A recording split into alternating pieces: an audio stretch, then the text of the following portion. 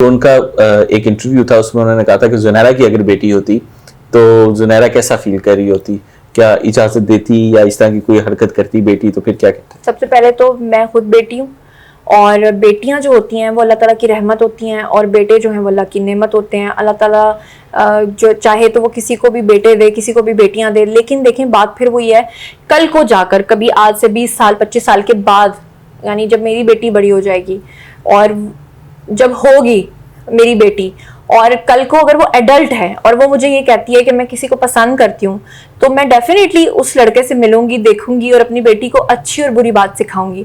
लेकिन बात फिर वही है कि अगर वो एडल्ट है और उसको कानून और इस्लाम इजाजत देता है तो फिर मैं कौन होती हूँ उसको मना करने वाली कि तुम नहीं कर सकती। क्या पैगाम देंगी आप दुआ के वालिद और वालिदा को?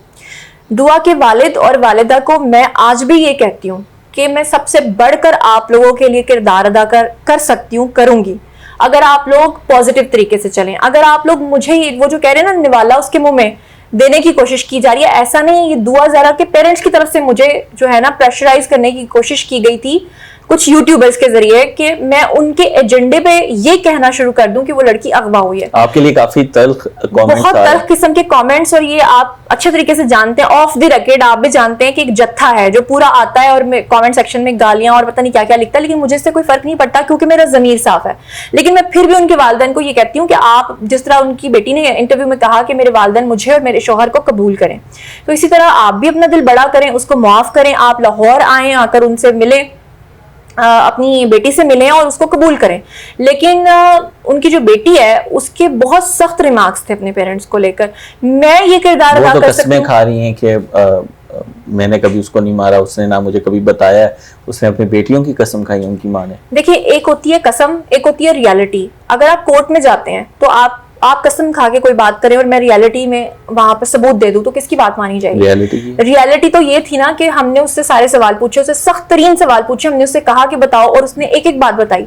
अभी तो आप लोगों के पास सिर्फ मेरा एक इंटरव्यू आया है, लेकिन मेरे पास जो इतना सारा डाटा पड़ा हुआ है जिसमें उसने अपने ख्यालात का इजहार किया, जो बहुत सारी चीजें भी मैंने अपलोड नहीं की। अच्छा, अभी मैंने अपलोड नहीं की, अगर मैं वो सुनवा दूं तो फिर क्या इज्जत रहेगी? तो आप लोगों को क्या पैगाम देना चाहेंगी इस पर? मैं लोगों को ये कहूंगी कि आप सेंटिमेंटल हुए बगैर हकीकत का जायजा लें, और अगर आप लोगों को ये लगता है कि ये सब झूठ है और वक्ती तौर पे आप लोगों को यकीन नहीं भी आ रहा, तो सच जो होता है ना वो कभी भी नहीं छुप सकता। आज मैं यहाँ बैठ के झूठ कह दूंगी तो कल तो झूठ पकड़ा जाएगा।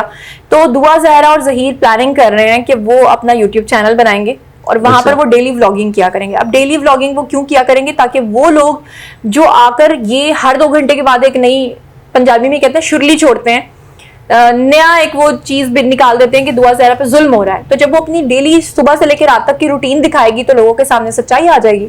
तो यानी कि अब हम दुआ ज़हरा और ज़हीर को यूट्यूब पे देखेंगे? हाँ बिल्कुल, यही उन्होंने मुझे बताया था। उनके अगले प्लान्स ये हैं? ये प्लान्स हैं।